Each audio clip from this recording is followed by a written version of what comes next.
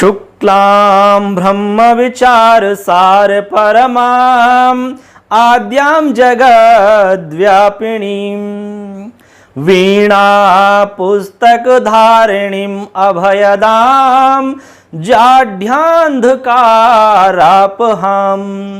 हस्ते स्फाटिकमालिकां विदधतीं पद्मासने संस्थिताम् वंदे तां परमेश्वरीं भगवतीं बुद्धिप्रदां शारदां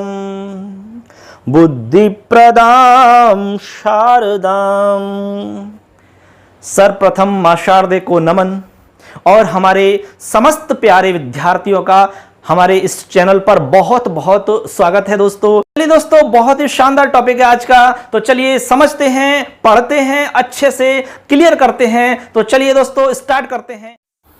welcome back to my YouTube channel Lakhan Mali. दोस्तों आप सबका हमारे यूट्यूब चैनल लखन माली में बहुत बहुत स्वागत है। दोस्तों सभी रीट के हमारे साथियों के लिए सबसे पहले तो अग्रिम बधाइयाँ कि आप अच्छी तैयारी करें और आपने जो शिक्षक बनने का जो सपना अपने मन में पाला है वो ज़रूर आपका पूरा हो। इसी उम्मीद और आशा के साथ में हम ये अगला वीडियो लेकर आए हैं। दोस्तों हम भी पूरी कोशिश कर रहे हैं कि आपको अच्छा मैटर उपलब्ध करवाएं, सेलेक्टेड मैटर आपको हम बना करके उपलब्ध करवाएं, वीडियो के रूप में, PDF नोट्स के रूप में, सब कुछ हम आपको उपलब्ध करवा रहे हैं। तो आप ये सब चाहते हैं अच्छे से समझना, पढ़ना, PDF नोट्स इत्यादि, तो हमारे YouTube चैनल लखन माली को आप अभी तुरंत सब्सक्राइब करें, अपने दोस्तों को शेयर करें। चलिए दोस्तों, आज हम पढ़ने वाले हैं पठन कौशल।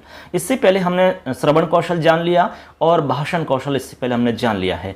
आज हम बात करने वाले हैं पठन कौशल क्या है, इसकी क्या विशेषताएं हैं, ये सर्वाधिक महत्वपूर्ण क्यों है, पठन कौशल के उद्देश्य क्या हैं, पाणिनि जी के अनुसार उत्तम पाठक और अधम पाठक क्या होते हैं, पठन की प्रक्रिया क्या होती है, पठन के प्रकार क्या हैं, पठन शिक्षण की विधियां क्या हैं, इन सब के बारे में हम आपसे बात करने वाले हैं और सबको बहुत सरल तरीका से बताएंगे। और इसके बाद में हम ये भी बताएंगे कि भाई इसमें से प्रश्न कैसे बन सकता है, एग्जाम में प्रश्न कैसे आ सकता है।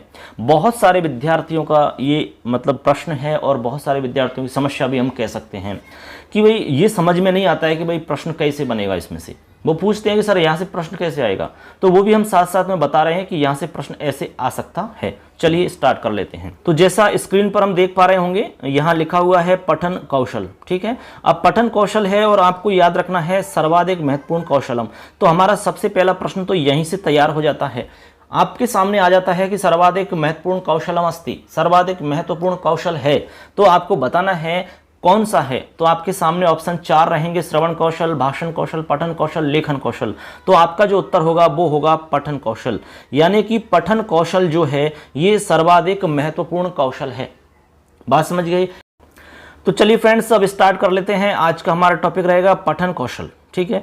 पठन कौशल आप जानते ही हैं, जैसे कि हम बच्चों को पढ़ना सिखाते हैं, इससे पहले हम बच्चों को 2 चीज़ें सिखा चुके हैं, यानी कि उनको हम श्रवण कौशल विकसित कर चुके हैं, इसके बाद में हम उनका संभाषण कौशल विकसित कर चुके हैं। बच्चे सुन लिया, उन्होंने अच्छे से सुनना सीख गए और उसके बाद में बोलना सीख गए, ठीक है। अपनी बातों को, भावों को, विचारों को व्यक्त करना कैसे, बोल करके। अब इसके बाद में पढ़ना, ये हमारा कौशल आएगा, पढ़ना कौशल, यानी कि पढ़ना सिखाना है बच्चों को। तो ये कहते हैं कि सर्वाधिक महत्वपूर्ण कौशलम अस्ति, यानी यह सर्वाधिक महत्वपूर्ण कौशल है पढ़ना, ठीक है ना। तो बच्चों को पढ़ना सिखाना, पढ़ना आना चाहिए, ये बहुत ही महत्वपूर्ण है। तो इसी को हम जानेंगे कैसे है, क्या इसमें विशेषताएं क्या कुछ है, सब कुछ इसमें हम जानेंगे। देखो, इसको हम वाचन कौशल भी कहते हैं। तो यहाँ से भी हमारा सीधा सिंपल प्रश्न बन जाता है। तो 2 प्रश्न अब तक हमारे तैयार हो जाते हैं और एक प्रश्न ये भी बन सकता है कि हमारा तीसरा कौशल कौन सा है, ये भी सिंपल आपका प्रश्न बन ही रहा है। एक प्रश्न बन सकता है कि सर्वाधिक महत्वपूर्ण कौशल कौन सा है, ये भी प्रश्न हमारा बन रहा है। इसके अलावा अगला प्रश्न हमारा आ सकता है यहाँ से कि वाचन कौशल किसे कहते हैं। तो दोस्तों यहाँ से एक प्रश्न और आपका आ सकता है, क्या बन सकता है, प्रश्न आ सकता है कि वाचन कौशल किम भवति, वाचन कौशल किसके लिए प्रयुक्त हुआ है, या फिर पूछ सकते हैं वाचन कौशल क्या है, वाचन कौशल किसे कहते हैं। तो पठन कौशल और वाचन कौशल एक ही बात है, अलग अलग आपको नहीं समझना है। तो आप पठन समझ ही रहे हैं, बच्चों को पढ़ना सिखाना है, उसके बाद में हम लिखना सिखाएंगे, लास्ट आपका कौशल रहता है। अब देखो इसमें आपको क्या याद रखना है, आगे लिखते हैं कि श्रवण की अपेक्षा पठन से अधिक स्थायी ज्ञान की प्राप्ति होती है। बात तो बिल्कुल सही है। कैसे सही है? जैसे आपको पता है कि आपने कुछ सुन लिया, ठीक है, किसी भी सब्जेक्ट में आपने सुना और याद हो गया, लेकिन वो कब तक याद रहेगा? बहुत लंबे समय तक तो आपके दिमाग में स्थायी तो रह नहीं सकता है वो। हाँ, थोड़े दिन बाद में आप भूल सकते हैं उसको, लेकिन कह रहे हैं कि भाई पढ़ने से अधिक ज्ञान की प्राप्ति हो जाती है, यानी स्थायी ज्ञान की प्राप्ति होती है। क्यों? क्योंकि जब आप किसी चीज को पढ़ते हो ना, तो हमारे दिमाग में वो चीजें चली जाती हैं। केवल सुनने मात्र से तो सुनने से जाती हैं, लेकिन उनको हम देख भी रहे हैं और पढ़ भी रहे हैं, ठीक है। तो वो जो चीज हम देख भी रहे हैं और पढ़ भी रहे हैं, वो हमारे दिमाग में स्थायी रूप धारण कर लेती है। तो तभी लिखा है इसमें कि श्रवण की अपेक्षा यानी सुनने की अपेक्षा पढ़ने से अधिक स्थायी ज्ञान की प्राप्ति होती है। जब हम कोई कहानी पढ़ते हैं, कुछ भी आप पढ़ते हैं, तो आपको पता है सब याद हो जाता है और बहुत लंबे समय तक याद रहता है। और जो सुनी हुई बातें हैं उनको हम जल्दी भूल जाते हैं। ये एक साइकोलॉजी फैक्ट है हमारा। ठीक, आगे देखते हैं। पठन कौशल में ध्वनि का महत्व ज़्यादा है। बात तो बिल्कुल सही है भाई, क्योंकि पढ़ने को जो हमारा पठन कौशल है या पढ़ने का कौशल है, इसमें सबसे ज़्यादा महत्व आपका ध्वनि का है। ठीक, क्योंकि इसमें आप जब पढ़ोगे तो किस प्रकार से आपको उच्चारण करना है, कैसे वर्ण को बोलना है, कैसे शब्द को बोलना है, तो इसमें ध्वनि विशेष है। ठीक है, ध्वनि। अब ये हमारे यहाँ से 3-4 लाइन हुई, लेकिन यहाँ से भी प्रश्न बन रहा है, क्योंकि हमने ये नोट्स उसी हिसाब से बनाए हैं कि हर लाइन में प्रश्न आपका बन रहा है। मोस्ट है, सब लाइनें हैं, तो इसलिए आपको एक एक लाइन को समझना है। उनको हम अच्छे से यहाँ व्याख्या के साथ में समझा रहे हैं। तो यहाँ पर एक परिभाषा है लुईस की। लुईस की परिभाषा है। इस परिभाषा को आपको याद रखना है, क्योंकि ये परिभाषा एग्जाम में पूछी जा चुकी है, इसीलिए हमने यहाँ पर आपको बताइए मोस्ट है परिभाषा। इसको समझते हैं। तो लुईस के अनुसार कहते हैं वो कि वाचन वह साधन है जिसके माध्यम से बालक संपूर्ण मानवता के द्वारा संचित ज्ञान राशि से परिचित हो सकता है। बात बिल्कुल सही। कैसे? वो कह रहे हैं कि वाचन, तो वाचन हम बता चुके हैं आपको, वाचन कौशल और पठन कौशल तो एक ही है। तो वाचन वह साधन है जिसके माध्यम से बालक संपूर्ण मानवता के द्वारा, यानी संपूर्ण मानवता के द्वारा संचित जो ज्ञान राशि है, यानी जितने भी मनुष्य हैं, जितना भी हमारे संपूर्ण मानव है, मानवता है, उसमें जो संचित ज्ञान राशि है, जिन्होंने सब कुछ संचित किया है, जो ज्ञान एकत्रित किया है, हमने जो ज्ञान संचित किया है, उस ज्ञान से परिचित हो सकता है। किसके माध्यम से? वाचन के माध्यम से।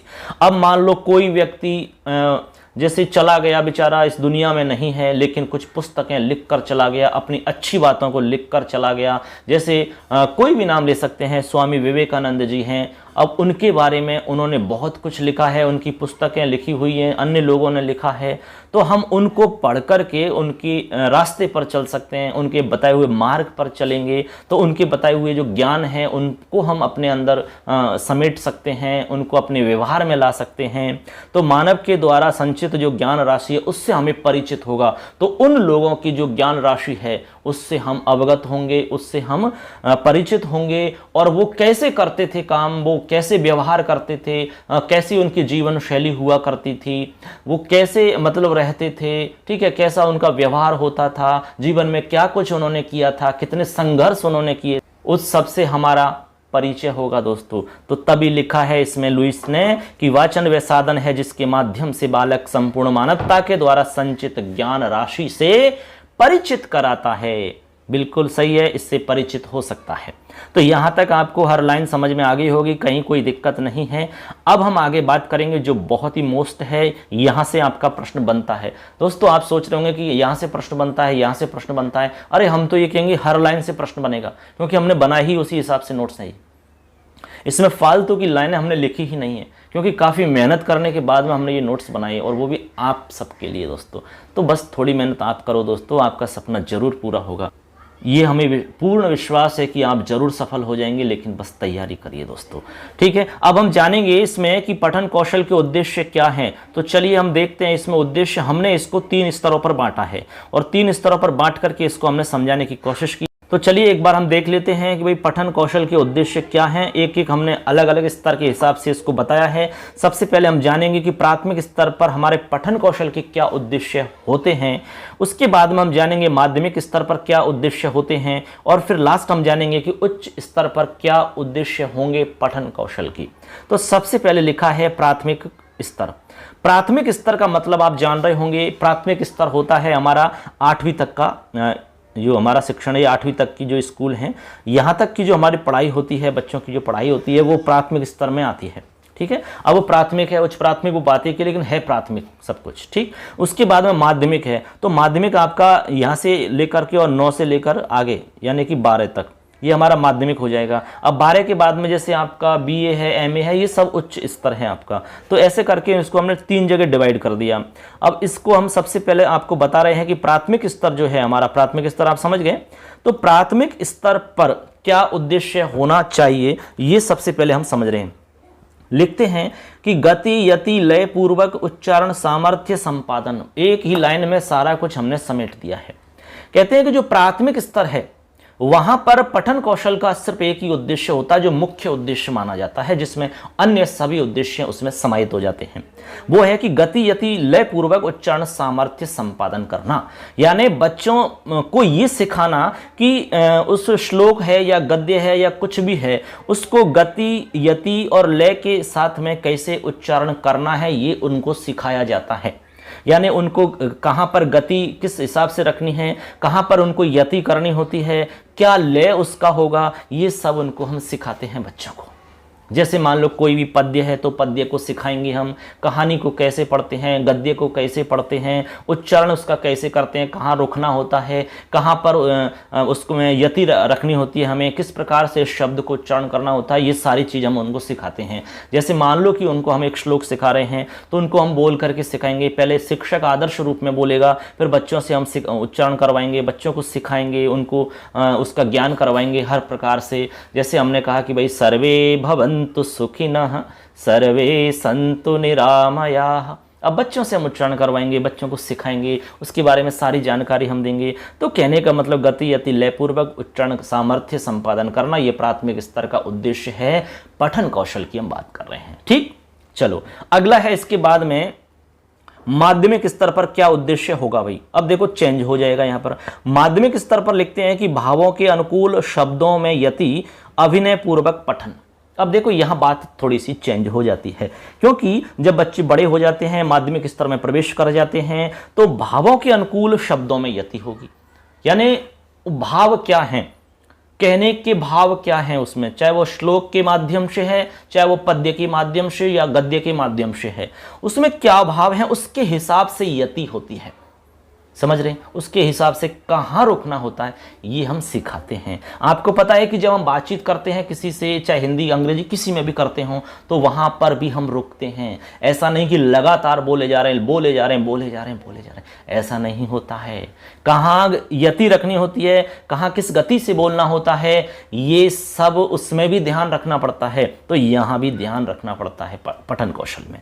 तो ये है कि भावों के अनुकूल शब्दों में यति कैसे होती है। इसके अलावा अभिनय पूर्वक पठन, और यहां पर जो हम पठन करवाते हैं वो अभिनय पूर्वक पठन उनको सिखाया जाता है, क्योंकि अभिनय के द्वारा जो हम पठन उनको करवाएंगे तो वो बहुत ही रुचिकर हो जाता है, आसान हो जाता है अधिगम करना। तो यहां इस स्तर पर हम बच्चों को अभिनय के साथ में पठन की योग्यता उनमें विकसित करते हैं। तो ये हमारा माध्यमिक स्तर का उद्देश्य हो जाता है कि भावों के अनुकूल शब्दों में यति और अभिनय पूर्वक पठन करवाना। अब लास्ट है हमारा उच्च स्तर। उच्च स्तर पर लिखते हैं कि सृजनात्मक शक्ति का विकास और आनंदानुभूति। देखो कहने का मतलब है कि सृजनात्मक शक्ति का विकास का मतलब होता है कि हम अपने से कुछ नया सर्जन कर सकें। इतना ज्ञान यहां तक हो जाना चाहिए और इतना ज्ञान हम बच्चों में विकसित कर देते हैं अब तक। ठीक, जैसे कि मान लो आप श्लोक लिखना चाहें तो अपना खुद से श्लोक लिख सकें, आप कुछ संस्कृत में गद्य लिख सकें, कुछ कहानी लिख सकें, आप कुछ भी आप अपने से बनाना सीख जाएं, इतनी शक्ति आप में विकसित की जाती है, इतनी योग्यता आप में विकसित की जाती है, जो उच्च स्तर का हमारा उद्देश्य होता है। ठीक, इसके अलावा आनंदानुभूति, आनंद की अनुभूति श्लोक के माध्यम से आप कर सकते हैं, रसों के माध्यम से कर सकते हैं, नाटक इत्यादियों के माध्यम से आप कर सकते हैं। ठीक है ना, विनोदिकाएं होती हैं, यानी कि ये जोक्स वगैरह होते हैं, उनके माध्यम से हम इसमें आनंदानुभूति हो सकती है। ठीक है ना, बहुत सारे ऐसे ऐसे ग्रंथ हैं, जैसे कि रस कौन सा, ऐसे बहुत सारे श्रृंगार रस के ग्रंथ हैं हमारे, आनंदानुभूति यहाँ से हम प्राप्त कर सकते हैं। तो एक प्रकार से हम कह सकते हैं कि भाई सृजन शक्ति का विकास, यानी सृजनात्मक शक्ति, यानी बच्चे खुद से कुछ लिख सकें, अपने से कुछ बना सकें, श्लोक बनाना सीख जाएं, कुछ गद्य पद्य लिखना अपने आप सीख जाएं, ये सब यहाँ पर विकसित होता है, ये उद्देश्य में आता है उच्च स्तर में।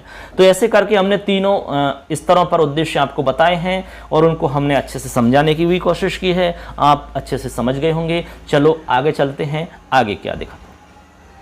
तो आगे हम समझ रहे हैं दोस्तों, अब यहाँ पर पाणिनि जी ने ये बताया है कि भाई अधम पाठक कौन से होते हैं और उत्तम पाठक कौन से होते हैं। तो पाणिनि जी के अनुसार जो बताए गए हमारे प्रकार हैं पाठकों के, उनको हम जानेंगे यहाँ पर, क्योंकि पाठक उन्होंने 2 प्रकार के बताए हैं। ठीक है, पाठक का मतलब होता है पढ़ने वाले, ठीक, पढ़ने वाले। तो पाठक 2 प्रकार के उन्होंने बताए। एक तो कहा कि भाई एक तो अधम पाठक होता है, अधम का मतलब होता है नीच पाठक, बुरा, ठीक। एक होता है उत्तम पाठक, उन्होंने कहा कि ये उत्तम पाठक यानी कि बेस्ट, अच्छा पाठक है। तो अच्छा कौन सा होगा और बुरा कौन सा होगा, ये उन्होंने बताया है। तो एक बार हम ऐसा करते हैं भाई, श्लोक बोल के बता देते हैं और उसके बाद में फिर एक एक को हम अलग से समझा देंगे। तो इन्होंने श्लोक यहां लिखा है, देखिए ये श्लोक है आपका अधम पाठक का। तो एक बार पढ़ लेते हैं। गीति शीघ्री शिरः कंपी यथा लिखित पाठके है, अनर्थज्ञोल्पकंठश्चे षडेते पाठकाधमः। मतलब सीधा सा हुआ। अब इसमें लिखा है, उन्होंने 6 बात बताई हैं। कहते हैं कि गीति शीघ्र शिरः कंपी यथा लिखित पाठके है, अनर्थज्ञोल्पकंठश्चे षडेते पाठकाधमः। ये 6 जो बात बताई हैं, ये अधम पाठक की विशेषताएं हैं। सबसे पहले कहते हैं शीघ्र पठन, यानी गीति शीघ्री, यानी कि शीघ्रता से पढ़ना। अब शीघ्रता से पढ़ना, तो उन्होंने कहा कि ये अधम पाठक की विशेषता है।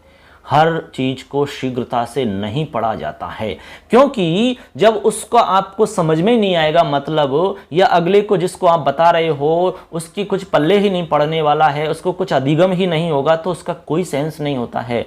तो कहते हैं कि शीघ्र पठन जो होता है, शीघ्रता से जो पढ़ना होता है, ये अधम पाठक में आता है, पाणिनि जी के द्वारा हम बता रहे हैं। ठीक, एक बात हुई। दूसरी बात कह रहे हैं सिर हिला करके पठन। ये भी उन्होंने कहा कि भाई ये भी अधम पाठक की विशेषता मानी जाती है। यानी कोई बहुत सारे लोग हैं कि जो सिर हिला हिला करके पढ़ रहे हैं, सिर हिला हिला करके पढ़ रहे हैं, जैसे कोई देवता आ रहा हो, कोई बूझजिंद आ गया हो, ऐसे पढ़ रहे हैं। तो कहा कि भाई ये ठीक नहीं है, ये अधम पाठक की विशेषता है। लिखा है ना शिरः कंपी, तो शिरः कंपी है ये। शिरः कंपी का मतलब सिर हिला करके पढ़ना, इसके बाद में गा करके पढ़ना। अब भाई ये भी हमारा अधम पाठक बताया है उन्होंने, पाणिनि जी ने, गा करके पढ़ना, यानी गा करके नहीं पढ़ना है। यानी गाना गा रहे हैं, गाने के हिसाब से आप पढ़ रहे हैं, जैसे कोई गाना गा रहे हों उस हिसाब से आप पढ़ रहे हैं। तो उन्होंने कहा कि भाई ये भी आपका अधम पाठक में आता है। इसके बाद में यथा लिखित पठन, यथा लिखित पठन। अब देखो यथा लिखित का मतलब होता है जैसा लिखा है वैसा पढ़ना। ऐसा नहीं होता है, कई बार क्या होता है जैसा लिखा होता है वैसा पढ़ने में नहीं आता है, उसको हम कुछ अलग पढ़ते हैं। चाहे वो अंग्रेजी की बात कर लो, हिंदी की बात कर लो, संस्कृत की बात कर लो, ठीक है ना। हाँ, हालांकि संस्कृत में तो ऐसी दिक्कत बहुत कम आती है, लेकिन फिर भी हमें ध्यान रखना पड़ता है। मान लो कुछ गलत लिखा है तो हमें उसको शुद्ध पढ़ना होता है, ठीक है ना। अब जैसे अंग्रेजी में देख लो आप, उसमें जैसा लिखा है वैसा पढ़ नहीं सकते, आप पढ़ोगे तो गलत होगा उसमें, ठीक है ना। हिंदी में भी ऐसे कुछ शब्द मिल सकते हैं, संस्कृत में भी कुछ मिल सकते हैं ऐसे। तो हमें ध्यान रखना होता है कि भाई जो लिखा है वो ये आपको देखना होता है कि भाई शुद्ध है कि नहीं, और किस प्रकार से लिखा, उसको कैसे उच्चारण करना होता है। उसके लिए हमें उच्चारण के बारे में समझना पड़ता है, उच्चारण के पूरे विज्ञान को समझना पड़ता है, शब्द को कैसे बोला जाता है वो हमें समझना पड़ता है। ये सारी चीज़ समझ करके हम ये सब कर सकते हैं। तो यथा लिखित, जैसा लिखा वैसा पढ़ना भी उचित नहीं माना जाता है।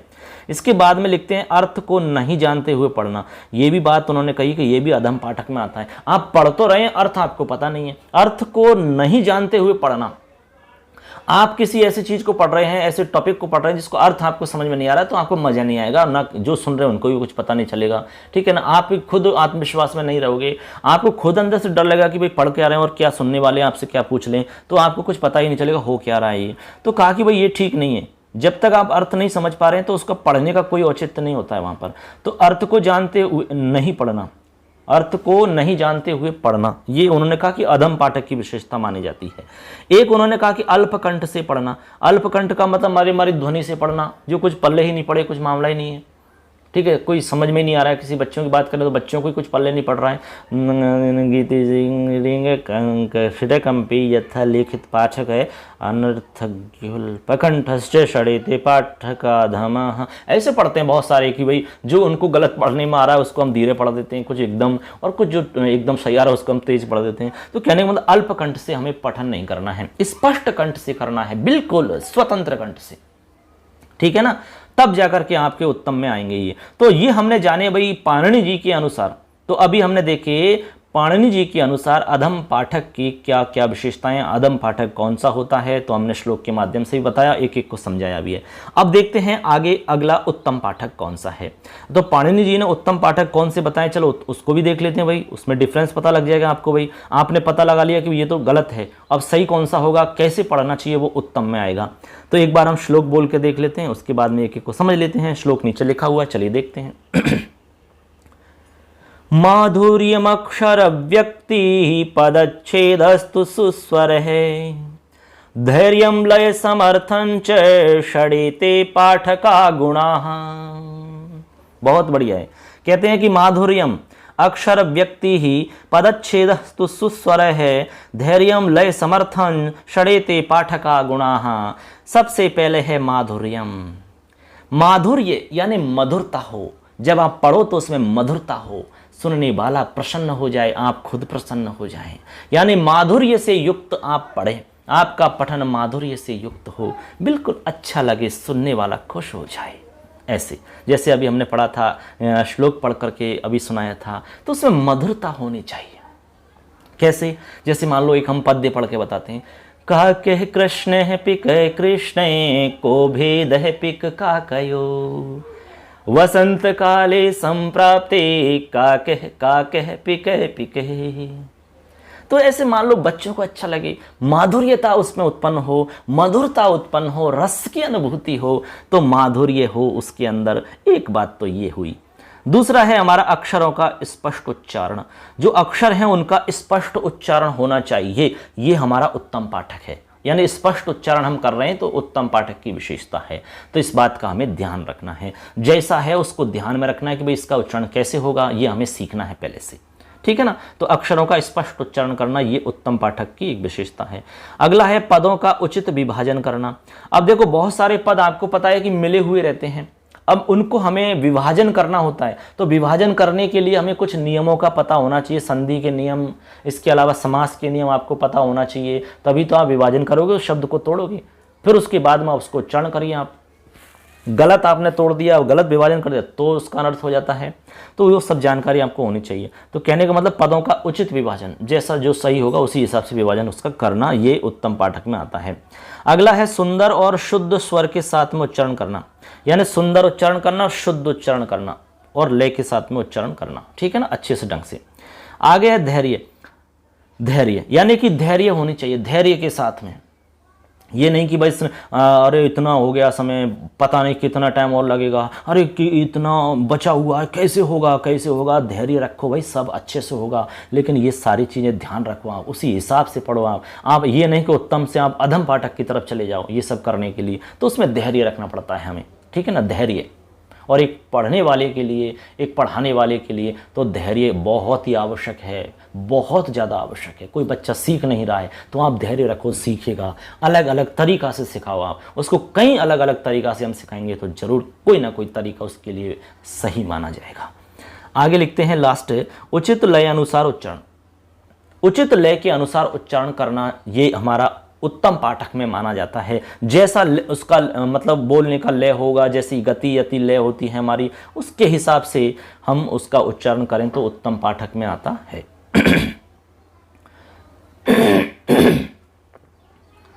तो इस प्रकार से हमने जाना यहाँ पर कि उत्तम पाठक कौन है और अधम पाठक कौन है, एक एक को हमने समझाया। चलो आगे अब देखते हैं आगे की क्या प्रोसेस है। तो यहाँ तक किसी को कोई दिक्कत हो तो आप हमें प्रश्न कर सकते हैं, आप कमेंट में जाकर के अपना जो भी प्रश्न है, जो भी डाउट है वो हमें बता सकते हैं, उसको हम जरूर क्लियर कर देंगे दोस्तों। चलिए आगे देखते हैं पठन क्रिया के कौन कौन से सोपान हैं। चलिए, तो अब देखिए बच्चों, यहाँ पर हम बता रहे हैं, आगे हमारा इसमें बिंदु है पठन जो प्रक्रिया है, ठीक है, जो पठन कौशल की जो प्रक्रिया है, प्रोसेस है, उसके अंदर कौन कौन से सोपान हैं उनको एक बार यहाँ पर हम समझ लेते हैं सोपानों को, ठीक है ना। चलिए, तो इसमें देखो 4 सोपान हैं। क्या है? सबसे पहले है वर्णमाला पहचान। हम जैसे पठन कौशल यानी पठन करवाते हैं तो उसमें सबसे पहला जो सोपान है वो वर्णमाला पहचान का होता है, यानी कि बच्चों को वर्णमाला की पहचान हम करवाते हैं सबसे पहले, या करवाएं, नहीं करवाएं, करवानी चाहिए। उसके बाद में हम अर्थ ग्रहण करना, यानी फिर उसके बाद में अर्थ ग्रहण करते हैं। वर्णमाला की पहचान कर ली, उसके बाद में हम अर्थ ग्रहण करेंगे, यानी कि जो वर्ण है उनका अर्थ ग्रहण करेंगे हम। इसके बाद में हम तीसरे नंबर पे करेंगे पाठ्यक्रम की क्रमबद्धता, यानी जो हमारा पाठ्यक्रम है उसको एक क्रमबद्ध तरीका से हम उसको समझेंगे, पढ़ेंगे। तो एक पाठ्यक्रम में क्रमबद्धता स्थापित करना होता है, यानी कि जो टॉपिक है उसके हिसाब से कौन सा उसका अगला जो टॉपिक उससे संबंधित है उसको हिसाब से हम क्रम उसको बैठाते हैं, यानी तारतम्यता उनमें बैठाते हैं, ठीक है ना। उसके बाद में लिखते हैं कि शुद्ध पठन, शुद्ध पठन यानी शुद्ध उसको पढ़ना। ये हमारी पठन प्रक्रिया के 4 सोपान है, इसमें कोई ज़्यादा खास बात नहीं है समझाने की, केवल आपको सोपान याद रखने। पठन प्रक्रिया के कौन कौन से सोपान है? 4 सोपान है, वर्णमाला पहचान, अर्थ ग्रहण करना, पाठ्य क्रम में क्रमबद्धता और शुद्ध पठन। ये हमारे 4 सोपान हो जाते हैं, ठीक है ना। चलो आगे देखते हैं पठन जो है उसके प्रकार कौन कौन से हैं। चलिए, ये काफ़ी महत्वपूर्ण है, यहाँ से आपका प्रश्न बन सकता है। तो पठन के कौन कौन से प्रकार हैं, चलिए यहाँ देख लेते हैं एक बार। इसको हमने आपको डायग्राम से समझाया है। पठन जो होता है हमारा बच्चों वो 2 प्रकार का होता है। तो दोस्तों, हम जो पठन प्रकार की बात कर रहे हैं ये हम 2 प्रकार से इसको पहले विभाजित करते हैं। सबसे पहले 2 प्रकार से, वो कैसे है? एक तो हो गया हमारा पाठकों की संख्या के अनुसार, यानी जो पाठक हैं उनकी संख्या के हिसाब से। दूसरा हो गया अभिव्यक्ति के अनुसार। तो हमारे मोटी स्तर पर सबसे पहले तो इसके 2 डिवाइडेशन हमने किए, 2 प्रकार इसके हमने अलग अलग बताए। क्या? एक तो हो गया कि पाठकों की संख्या के अनुसार एक, दूसरा हो गया अभिव्यक्ति के अनुसार।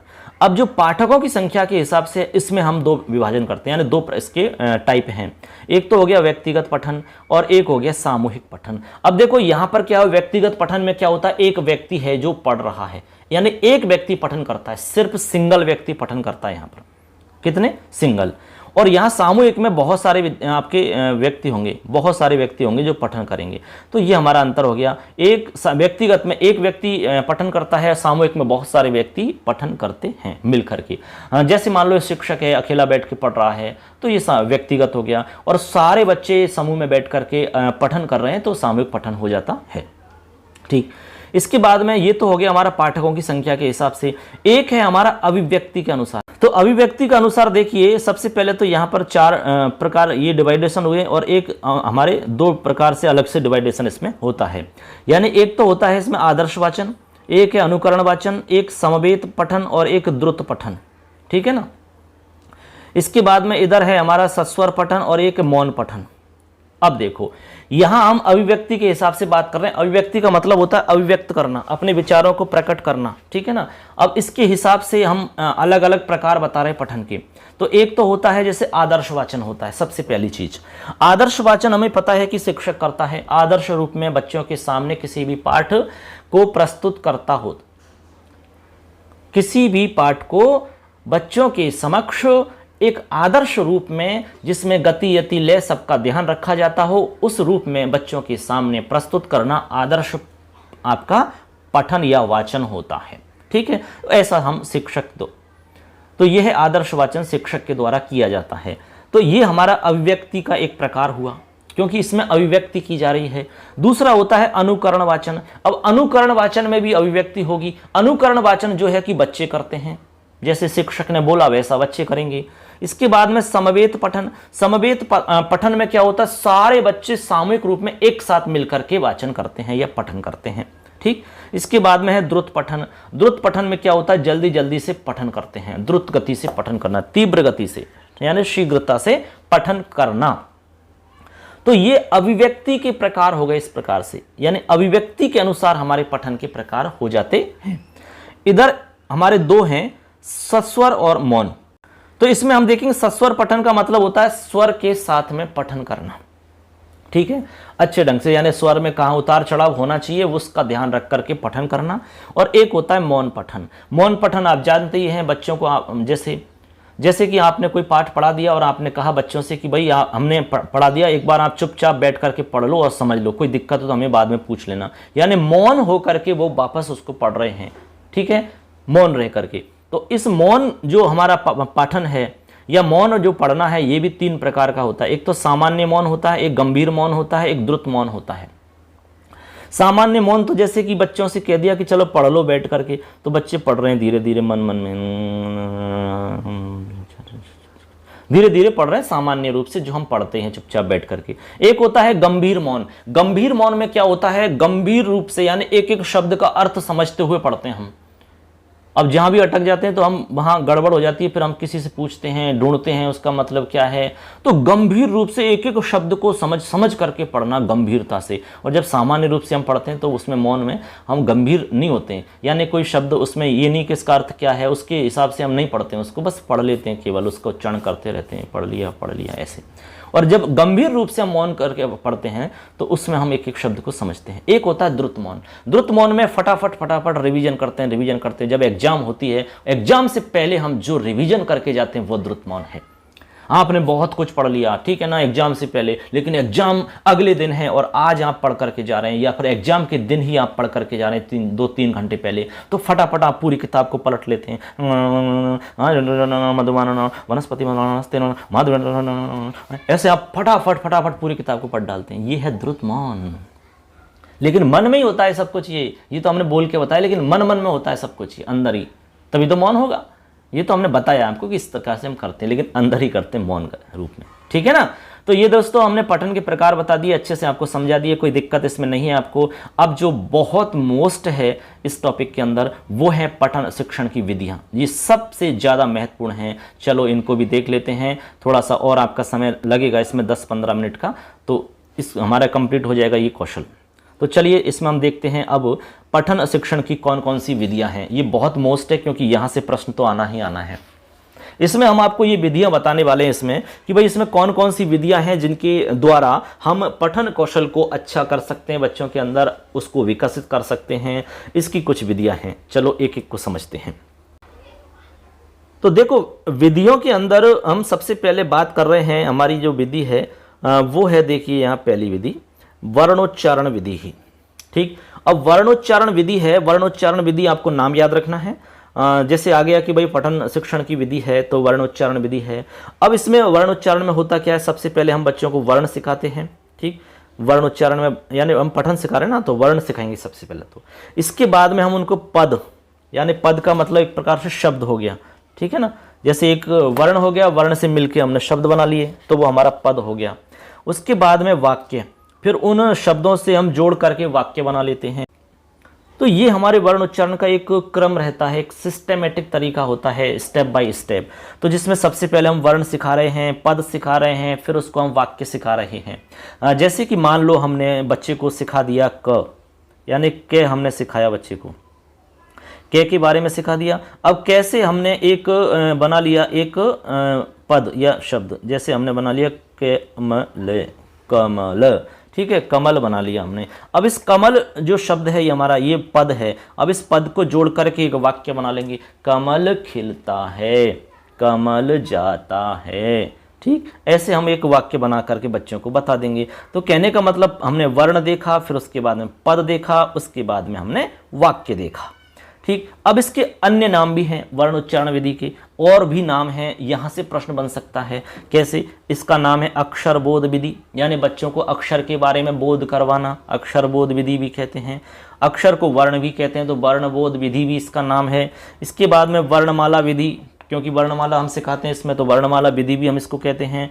शब्द निर्माण विधि, तो शब्द निर्माण हम इसमें सिखाते हैं, तो शब्द निर्माण विधि भी इसको हम कह सकते हैं।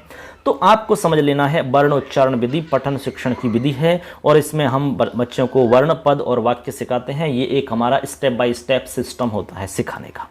इसको हम अक्षरबोध विधि, वर्णबोध विधि, वर्णमाला विधि, शब्द निर्माण विधि आदि नामों से भी जानते हैं। तो बस इसमें और कुछ खास है नहीं, वर्ण उच्चारण विधि में केवल यही है कि वर्णों का उच्चारण करना हम बच्चों को सिखाते हैं, लेकिन उसमें हम सिस्टम बता दिया हमने, वर्ण पहले सिखाएंगे, पद और वाक्य, ये हमारा एक क्रम रहता है। अन्य नाम हमने बता ही दिए। अब चलो दूसरी विधि हम देखते हैं। अगली विधि है वाक्य पठन विधि। वाक्य पठन विधि जो होती है, इसमें वाक्यों को पढ़ना सिखाया जाता है। ऐसे मान लो कि गेस्टाल्ट सिद्धांत पर आधारित है ये। अब गेस्टाल्ट सिद्धांत हमारा साइकोलॉजी में चलता है, ठीक है ना। गेस्टाल्ट सिद्धांत में बताते हैं कि भाई किसी भी बात को या किसी भी टॉपिक या किसी भी चीज़ को बच्चों को सिखाना होता है तो सबसे पहले उसकी संपूर्ण चीज़ सिखाइए, यानी संपूर्णता या समग्रता की बात करता है गेस्टाल्ट सिद्धांत, यानी संपूर्णता को सिखाइए। अब उसमें अंशों को नहीं सिखाना है, टुकड़ों को नहीं सिखाना है, क्योंकि फिर बच्चों को समझ में नहीं आएगा। तो गेस्टाल्ट सिद्धांत पर आधारित है हमारी ये विधि। तो जो भी बच्चों को सिखाए वो पूरी चीज़ सिखाओ आप, ठीक है ना। यानी कि वाक्य पठन, यानी वाक्य सिखाओ आप, ठीक, ये कहता है हमारा ये इसमें। तो वाक्य सिखाना है, वाक्य पठन सिखाना है हमारा। तो ये जो विधि है आपकी, ये गेस्टाल्ट सिद्धांत पर आधारित विधि हो जाती है। और गेस्टाल्ट में क्या होता है हमने बता ही दिया आपको। अगली है तीसरी विधि, देखो और कहो विधि। बहुत ही अच्छी विधि है बच्चों के लिए, बच्चों को बहुत इंटरेस्ट आता है और बहुत मजा आता है इसमें। देखो और कहो विधि, इसको हम पद विधि भी कहते हैं, ठीक। चित्रों के माध्यम से शब्दों का ज्ञान करवाना। इसमें होता क्या है, हम बच्चों को चित्र दिखाते हैं, बताइए बच्चों ये क्या है। बच्चों ने कहा का कह, फिर हमने पूछा बताइए क्या है, मोर है सर। अच्छा सब बताइए, संस्कृत में बताइए, मयूर है, काक है, पिक है, गज, बिडाल है, शुक है। ऐसे उनको चित्र बताएंगे हम, चित्र बता करके बच्चे बोलेंगे, कितना मजा आएगा। आप देखिए भाई, चित्रों के माध्यम से शब्दों का ज्ञान करवाना। जैसे मान लो आपको मयूर, मोर शब्द सिखाना है, तो उनको हम मोर का चित्र दिखाएंगे, बोलिए क्या है बच्चों, तो मयूर, ये मोर है। हम सिखाएंगे कबूतर, हम गाय, हाथी, घोड़ा, ऐसे सारी चीज़ सिखा देंगे। हमने कहा कि ये सेब है तो हम सेब को सिखा देंगे उसमें, ठीक है ना। केला है तो केला के बारे में बताएंगे उनको। तो चित्र दिखा करके बच्चों को शब्दों की जानकारी देना, ये होती है हमारी देखो और कहो विधि, ठीक है, एकदम सिंपल है। अगली विधि है इसमें सामूहिक पठन विधि। सामूहिक पठन विधि ऐसे मान लो कि अनुकरण का ही रूप है एक प्रकार से। सामूहिक पठन विधि में क्या होता है, सामूहिक रूप से पढ़ते हैं बच्चे सब। जैसे हमने पहले बताया कि जैसे शिक्षक आदर्श वाचन करेगा, उसके बाद में जो बच्चे हैं वो अनुकरण वाचन करते हैं, तो उसी का रूप मान लो इसको, सारे बच्चे मिलकर के पाठ करते हैं, तो इसको हम समवेत पठन भी कहते हैं, या फिर वाक्य विधि भी इसको हम कह सकते हैं। तो समवेत पठन है, वही सामूहिक रूप में पढ़ रहे हैं इसलिए, तो इसमें कोई खास बात नहीं है, सामूहिक रूप से हम पठन करते हैं सभी मिलकर के एक साथ। तो अगली विधि है हमारी अनुध्वनि विधि। बहुत ही इंपॉर्टेंट और मोस्ट ध्वनि है अनुध्वनि विधि। इसमें क्या होता है, अनुकरण इसको हम कह सकते हैं, या सुनो और कहो विधि। इसमें क्या होता है, हम बच्चों को सुनाते हैं। हमने बच्चों के सामने कहा कि राम है, तो बच्चे बोलेंगे राम है, यानी सुन करके कहना, ये हमारी अनुध्वनि होती है। यानी ध्वनि हमने कर दी, उसके बाद में उसके पीछे से ध्वनि करना अनुध्वनि कहलाती है। जैसे प्रति होता है, जैसे ध्वनि और प्रतिध्वनि, ऐसे ध्वनि और अनुध्वनि, पीछे से ध्वनि होना। तो हम इसको हम कहते हैं ना, सुनो और कहो विधि भी कहते हैं। तो मतलब तो यही हुआ, हमने बच्चों से कहा कि बच्चे शब्द बोलते हैं राम का, चलिए, तो हमने कहा राम है रामहु रामः प्रथमा। अब बच्चे बोलेंगे राम है रामहु रामः प्रथमा, ऐसे। तो अनुध्वनि हो रही है इसमें, सुनो और कहो, पहले सुनिए फिर कहो, ऐसा इसमें होता है, ठीक है। अगला है हमारा ध्वनि साम्य विधि। ध्वनि साम्य विधि भी बहुत ही मोस्ट है। इसमें क्या होता है, एक समान उच्चारित शब्दों को एक साथ सिखाया जाता है। जो शब्द एक जैसे हैं उनको एक साथ सिखा दिया जाता है, एक साथ। जैसे मान लो हमने बच्चों को राम है सिखाया, ऐसे। अब राम है की तरह जितने भी शब्द उच्चारित हो रहे हैं, एक जैसे इसके समान जितने भी हैं, 500, 1000, 2000, 3000, 100, 150, कितने भी शब्द हैं, उनको एक साथ सिखाया जाएगा। जैसे राम है, या फिर आपने सिखा दिया काक है, ठीक है, या फिर आपने सिखा दिया कृष्ण है, या आपने सिखा दिया मयूर है, पिक है, गज है, बिडाल है, शुक है, ठीक है। ऐसे एक जैसी ध्वनि वाले, एक जैसी ध्वनि वाले कितने भी शब्दों को सिखा दीजिए आप। हमने जैसे दूसरी ध्वनि का सिखाया, जैसे कि बालिका, बत्सा, होड़ा, मंदा, विलाता, ठीक है ना, ऐसे ऐसे शब्द हम सिखा सकते हैं। या फिर हम दूसरे नपुंसक लिंग वाले शब्द सिखा सकते हैं, जैसे पत्रम है, धनम है, ठीक है, सोपानम है, उपनेत्रम है, ठीक है ना। ऐसे हम कई चीज उनको सिखा सकते हैं, लेकिन एक ही ध्वनि वाले शब्द होने चाहिए, एक ही ध्वनि की। जैसे आपको पता है छोटे छोटे बच्चे जो होते हैं ना, वो आ की ध्वनि के शब्द ज्यादा सीखते हैं। आ, यानी कि पा, मा, दा, अम्मा, ऐसे आ वाली ध्वनि के ज़्यादा शब्द सीखते हैं वो। तो इसका मतलब आप समझ गए होंगे, इसमें कोई खास बात नहीं है। इसमें होता क्या भाई, आपने समझ लिया होगा कि एक ध्वनि वाले जो शब्द हैं जिनमें से एक ही ध्वनि सेम निकल रही है, जैसे काके है, पिके, गजे, मयूर है, बिडाले है, ऐसे एक एक ध्वनि वाले सेम ध्वनि लास्ट में जिनमें सेम आ रही है ध्वनि, उनको एक साथ सिखा दीजिए। अगला है भाषा यंत्र विधि। इसको आधुनिक विधि हम कहते हैं। ये आपको ध्यान रखना है कि आधुनिक विधि किसी कहते हैं, तो आपको उत्तर देना होगा भाषा यंत्र विधि को आधुनिक विधि माना जाता है। इसमें क्या होता है, टैप रिकॉर्डर का प्रयोग करते हैं, यानी रिकॉर्ड करके बार बार सुनाना होता है। यानी इसमें टैप रिकॉर्डर का प्रयोग करेंगे और इसमें क्या होगा, बच्चों को इसमें हम पहले से कोई मैटर है उसको रिकॉर्ड कर लेंगे, उसके बाद में बच्चों को हम सुनाएंगे कि बच्चों सुनिए। कोई भी श्लोक हो सकता है, जैसे हमने श्लोक कह दिया, काके कृष्ण पिक कृष्ण को भेद पिक काकयो वसंत काले संप्राप्ते काके काके पिक पिक है। अब इसको रिकॉर्ड करके हमने रख दिया और बच्चों को बार बार सुना रहे हैं, बार बार सुना रहे हैं, बच्चे सुन रहे हैं और सुन करके बोल रहे हैं, तो निश्चित रूप से सीख जाते हैं। आधुनिक विधि है ये, ठीक है ना। अगली विधि 8 नंबर, अगली विधि है कथा विधि।